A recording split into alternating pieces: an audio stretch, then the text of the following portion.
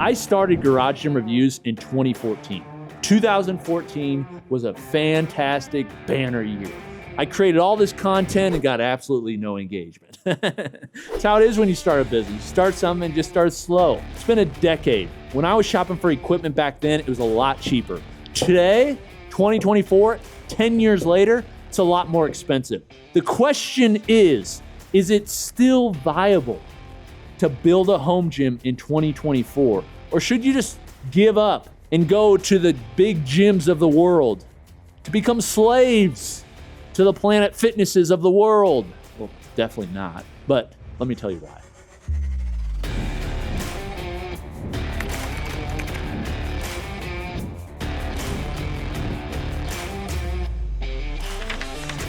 Hey guys, it's Coop from Garage Gym Reviews. Now I've ran some calculations, basically. Nerd. What'd you say? Nerd. Do this for you out of love. I basically compared the cheap gym chains, mid-tier gym chains, and then expensive gyms. Like, you have your Equinoxes of the world. Mid-tier, you have like your 24-hour fitnesses of the world, LA Fitnesses of the world, and then lower, more budget-friendly are like your Planet Fitnesses and your Anytime Fitnesses. Comparing basically the cost for memberships between those, as well as comparing the costs for the same products from different brands using the Wayback Machine to see what they used to be for like barbells and benches and basic stuff, okay? And here's basically what I found with the costs. So for equipment, in 2014, a Rogue Fitness Ohio barbell, which is kind of the gold standard for barbells, 10 years ago was $282. Now, I'm not calculating shipping here. This is just retail costs. Shipping has actually gone down over time for Rogue specifically, not because it's cheaper to ship from UPS, but because they do so much volume now versus 10 years ago that they get better rates. So they give those rates to the customer because you pay what they pay. They don't bake it in for free shipping. This video is brought to you by Element. I've been using Element for the past year or so. Element is an electrolyte sugar-free drink mix. Basically, it's salt, flavored salt that you put in your water. It tastes very good. They now have a bubbly version that tastes even better. Basically, it's a great option if you want to drink something other than sugary drinks. You want some benefits from electrolytes. Basically, the way I use Element is at the end of my day or midday when I'm starting to get tired. Basically, this is a good pick-me-up. Once I take this midday, I usually get out of the midday slump and then I'm able to keep working or training. But I've been using Element for over a year. I'm a huge fan and they now sponsor the channel. If you'd like to get your own free sample pack with any Element drink purchase, you can check out the link below, like button, go through there. It has an exclusive offer for you where you can purchase them. Also, try these. These are very good. Whether you buy them or not is your choice. It's the choice of a new generation. So, $282. Today, $350. Looking at squat rack, let's say the Rogue R3 Power Rack, which is the welded power rack. It's the standard, the go-to, a little less than $700. It's now $795. Bowflex 552 dumbbells, 2014, $350. Today, $430. Horse stall mats, one of the biggest indicators of inflation in the home gym economy. $45 from Tractor Supply for the same 4x6, 3/4 inch, 100-pound. Definitely has all sorts of diseases and weird smells and goo that you're gonna get on you for $45. Back in 2014, today, $54.99. You can get them on sale, so don't kill me, but they've increased in price. If I add basically all that stuff up, 2014 would have cost you about $1,372. 2024 would be around $1,630. Also depends where you're buying and what sales are going on. That leads to a total increase of around 20%, just slightly under. You look at that versus a commercial gym. When I compare the increase in commercial gyms, generally it's about a 25% increase. Some are more, it depends on like the Equinox of the world. Some are less, like the Planet Fitness of the world actually aren't all that crazy because they have different tiers and stuff. And they have their system built out, which is like pay nothing, get as many people in the door that don't use it. And then basically you stack up. They're a volume game. Here's why I think building a home gym in 2024 is still a superior option. Number one, This is not just a dollars and cents equation. This is one of the things to understand. People look at things often through, I think, a flattening lens. They find the thing that is most pertinent to them, the pain point, and then they look through that lens for every decision, for everything.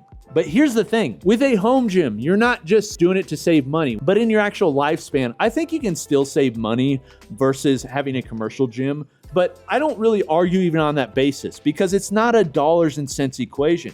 What's the most valuable currency you have? Put it in the comments. You know what it is. It's time. It's your time. Time is running away. You ask Jeff Bezos or Warren Buffett or any of those, just Bill Gates, the richest people in the world, what they would trade for time. They trade, it's like a common trope. You trade as much of your money as possible for more time. You get more time with a home gym. You just do. It's like not even a thing. The efficiency of a home gym. It's the reason that all those guys I mentioned, they've all got home gyms. It's the reason the top performers in the world all have home gyms. It's the reason that famous athletes, famous celebrities, it's not just to avoid crowds, which that's a part of it, but CEOs that nobody knows. The reason they have home gyms, time efficiency. That's the lens you should be thinking through because that's the currency you're trading. And a home gym blows the commercial gyms out of the water in terms of currency. Next, I think you can save money on a home gym if that's your main goal, but what you'll realize very quickly is the home gym is so fun. You will rather trade other areas of your life to spend money in your home gym. Seriously, you see the people that get into home gyms and they get in a budget way. I remember when I started my home gym, it's like, I'm gonna buy used power blocks, I'm gonna have a simple squat stand, and then you start training with it and you start using different equipment and it becomes your hobby. It's no longer just like this utility part of your life. It's not just functional. It's like a big part of your life. You love it. You have fun.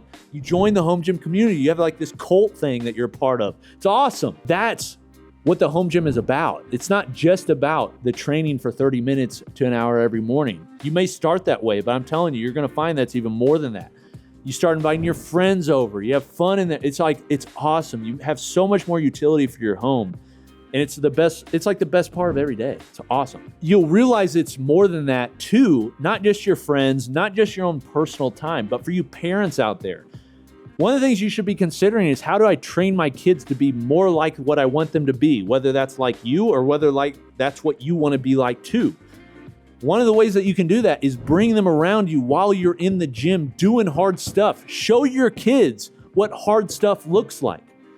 Don't just quarantine your kids away from all your financial decisions, all of your hard work that you put in the gym, and just say, what mommy and daddy doing? They're going to the gym.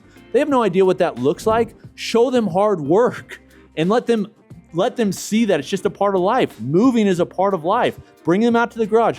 Let them have fun and play. When working out is play, it's just a part of life. They'll no longer have to go through that sequence of getting on the train of working out, getting off, getting on a diet, getting on. It's just a part of life. Show them that, train them that. And the best way you do that is by modeling it for them in person. Home gym allows that. Commercial gym, it can allow some of that. I remember going to commercial gym and training with my dad sometimes, but it's just less so. Then if you're gonna build a home gym and you wanna save money, start with the essentials, the bang for the buck.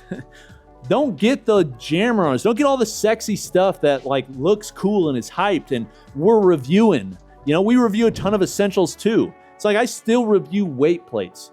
The differences between weight plates. Do you know my least favorite review is on a weight plate because there's just so little innovation between them. But we still review them because they're essentials. People want to know which ones to get. Those are things you should start with. Basics. Get your bench, get your barbell, get your rack. Make sure you have safety spotters. Get some dumbbells, adjustable dumbbells, some of your basics. Over time, you can add more stuff, but do it that way. And here's the other thing. If you want to save money with a home gym, don't finance through another company. You be the bank. Here's what I mean by that. Don't just have to have all the equipment now and finance that way. A smarter way to do it is to just buy equipment yourself. And when you've got money, buy the equipment, save up over time, rather than having to potentially, if it's 0% interest, not a big deal. But if you're having to pay interest on it, then you're having to pay them when you could just wait a little bit. patience is actually a virtue. It's something that you should learn. Wait a little bit, and over time, add up over time, rather than having to pay a financing company. A lot of these companies don't like that I say that, but that's the reality. You'll save money that way. You'll definitely save money. You don't have to have it now. Get what you want, the essentials to start with, and then build up over time. And use it as a carrot that's sticking out in front of you to basically go get that carrot, to go make more money, to then go buy more equipment, to use your equipment, and you reward yourself by doing all those things by buying more equipment. It's a beautiful thing. The other benefit to buying a little bit at a time is the fact that you can figure out what you like. So rather than buying everything, you buy a bunch of nice stuff that looks cool online you've never used, you get it in, you're like, man, I never use that.